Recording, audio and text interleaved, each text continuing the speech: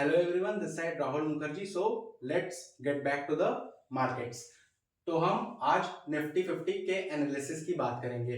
तो आज हम निफ्टी 50 के एनालिसिस की बात करने से पहले मैं आपको ये बता देता हूं कि निफ्टी 50 ने आज अपना जो 13 से 14 डेज का बुलिश मोमेंटम था, जो विनिंग स्ट्रीक था, वो आज उसने ब्रेक कर दिया है। तो हमें यहाँ पे जो क्लोजिंग देखने को मिली है वो 25,145.10 के आसपास देखने को मिली है।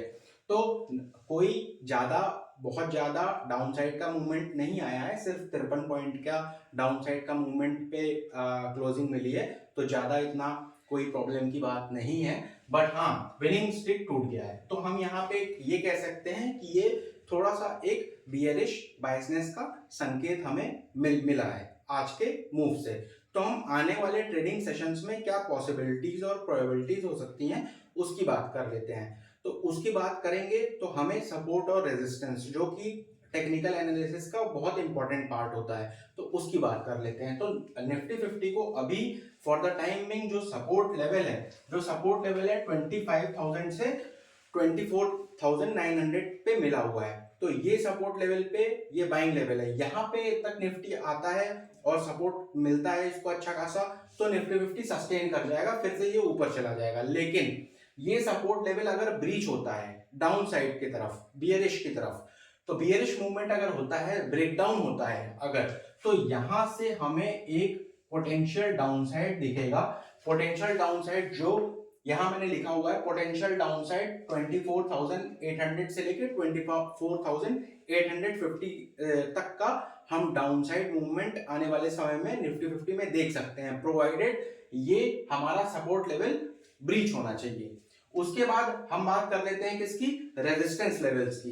तो रेजिस्टेंस लेवल्स हमें, जैसा कि हमें पता है, रेजिस्टेंस लेवल्स जितनी बार टेस्ट होता है वो उतना स्ट्रॉन्गर हो जाता है, लेकिन जितना स्ट्रॉन्गर होता है उसकी ब्रीच होने की प्रोबेबिलिटी भी उतनी ज्यादा हो जाती है। ये भी टेक्निकल एनालिसिस का एक इंपॉर्टेंट एस्पेक्ट है।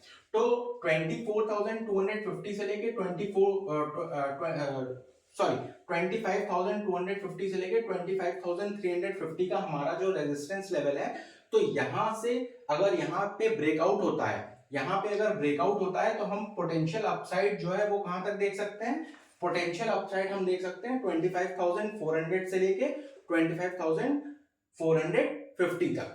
और उसके बाद भी हमें अगर अच्छी कैंडल मिलती है, बुलिश कैंडल मिलती है, 1 आवर के टाइम फ्रेम में कैंडल स्टिक अगर बुलिश बनती है, तो हमें जो पोटेंशियल अपसाइड है वो 25,500 के आसपास भी दिख सकती है आने वाले ट्रेडिंग सेशंस में।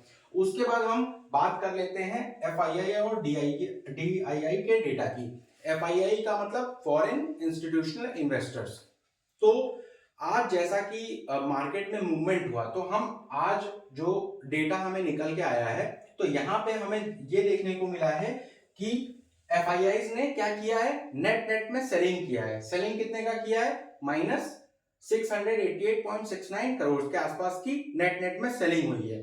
तो ये मार्केट के लिए एक छोटा सा बियरिश संकेत है, बिकॉज एफआईआईज मार्केट में बाइंग करते हैं तो मार्केट जो है बुलिश होता है और ऊपर जाता है। पहली चीज तो ये हो गई। और दूसरी चीज, मार्केट को सपोर्ट किसने किया है, तभी तो मार्केट एक सपोर्ट पे खड़ा होगा। अगर किसी को मार्केट सपोर्ट नहीं करेगा तो मार्केट एक पर्टिकुलर पॉइंट पे नहीं खड़ा हो सकता। तो मार्केट को सपोर्ट किया किसने, डीआईआईज ने। तो डीआईआईज कौन होते हैं, डीआईआईज होते हैं डोमेस्टिक इंस्टीट्यूशनल इन्वेस्टर्स, जो इंडिया के अंदर से ही इन्वेस्ट करते हैं। बहुत सारे इंस्टीट्यूशंस हैं वो इन्वेस्ट करते हैं। तो उन्होंने नेट में 2970.74 करोड़ के आसपास की नेट में क्या की है, बाइंग की है। तो इससे क्या है कि मार्केट को थोड़ा बहुत सपोर्ट मिला है। तो ये रही निफ्टी 50 एनालिसिस की बात। और उसके बाद मैं एक इंपॉर्टेंट पॉइंट और बता देता हूं आपको कि अभी जो है वर्ल्ड इकोनॉमी में बहुत सारे ऐसे इकोनॉमिकल एंड पॉलिटिकल फैक्टर्स चल रहे हैं जिससे कि इंडिया का स्टॉक मार्केट इफेक्ट आने वाले समय में हो सकता है। तो उससे उससे निफ्टी 50 में भी जो है हमें एक मूवमेंट नीचे के साइड और ऊपर के साइड देखने को मिल सकता है।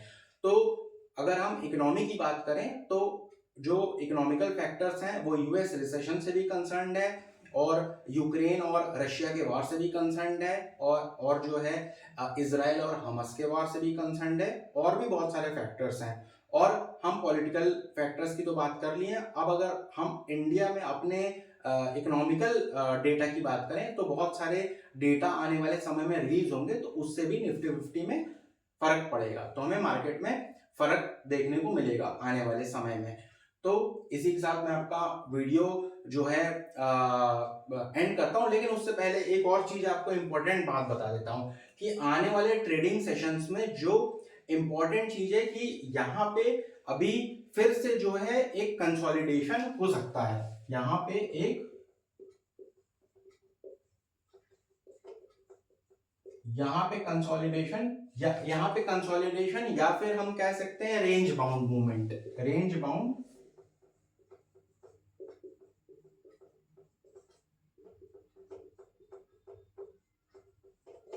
यहाँ पे हमें आने वाले ट्रेडिंग सेशन में एक कंसोलिडेशन या रेंज बाउंड मूवमेंट 25,145 से लेके 25,250 के आसपास तक का जो लेवल है, तो वहां पे हमें एक रेंज बाउंड मूवमेंट देखने को मिल सकता है। तो मार्केट उस समय कंसोलिडेट करेगा, उसके बाद मार्केट या तो ब्रेकआउट करेगा ऊपर की तरफ या तो नीचे की तरफ ब्रेक डाउन करेगा।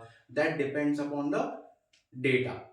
So thank you so much. I will meet you in another video. Jai Hind.